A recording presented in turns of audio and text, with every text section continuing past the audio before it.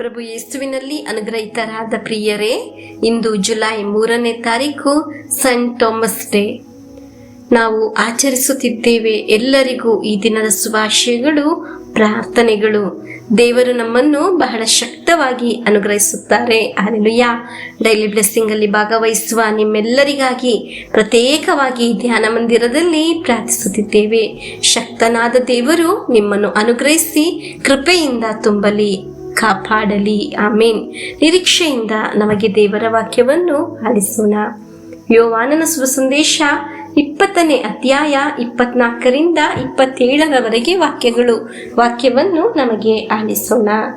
12 ಮಂದಿಯಲ್ಲಿ ಒಬ್ಬನಾದ ದಿದುಮ ಎಂಬ ತೋಮನು ಯೇಸುಸ್ವಾಮಿ ಬಂದಾಗ ಶಿಷ್ಯರೊಡನೆ ಇರಲಿಲ್ಲ. ಉಳಿದ ಶಿಷ್ಯರು, ನಾವು ಪ್ರಭುವನ್ನು ನೋಡಿದ್ದೆವು ಎಂದು ಹೇಳಿದ್ದರು. ಅದಕ್ಕೆ ಅವನು, ಅವರ ಕೈಗಳಲ್ಲಿ ಮೊಳೆಗಳಿಂದಾದ ಗಾಯದ ಕಲೆಯನ್ನು ನಾನು ನೋಡಬೇಕು, ಮೊಳೆಗಳು ಜಡಿದಿದ್ದ ಜಾಗದಲ್ಲಿ ನನ್ನ ಬೆರಳನ್ನಿಡಬೇಕು, ಅವರ ಪಕ್ಕೆಯಲ್ಲಿ ನನ್ನ ಕೈಯನ್ನು ಇಟ್ಟು ನೋಡಬೇಕು, ಈ ಹೊರತು ನಾನು ನಂಬುವುದೇ ಇಲ್ಲ ಎಂದು ಬಿಟ್ಟನು. 2 ದಿನಗಳು ಕಳೆದವು. ಶಿಷ್ಯರು ಪುನಃ ಒಳಗೆ ಒಟ್ಟುಗೂಡಿದರು. ತೋಮನು ಅವರೊಡನೆ ಇದ್ದನು. ಬಾಗಿಲುಗಳನ್ನು ಮುಚ್ಚಿದರು. ಯೇಸು ಬಂದು ಅವರ ನಡುವೆ ನಿಂತು, ನಿಮಗೆ ಶಾಂತಿ ಎಂದರು. ಪ್ರಿಯರೇ, ಈ ವಾಕ್ಯವನ್ನು ನಾವು ಆಲಿಸುವಾಗ ತೋಮನ 3 ಕಾರ್ಯಗಳನ್ನು ಆಲಿಸುತ್ತೇವೆ.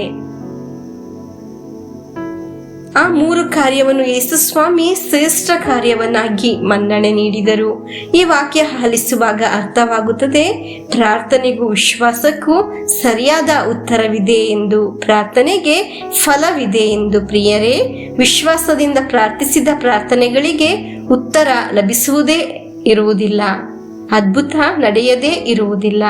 ಒಂದು ಸಾಕ್ಷಿ ಹೇಳುವ ಹಾಗೆ ನಿಮ್ಮ ಜೀವನದಲ್ಲಿ ದೇವರ ಅದ್ಭುತ ಪ್ರಕಟವಾಗುತ್ತದೆ. ಹಲ್ಲೆಲೂಯಾ. ಆಮೇನ್.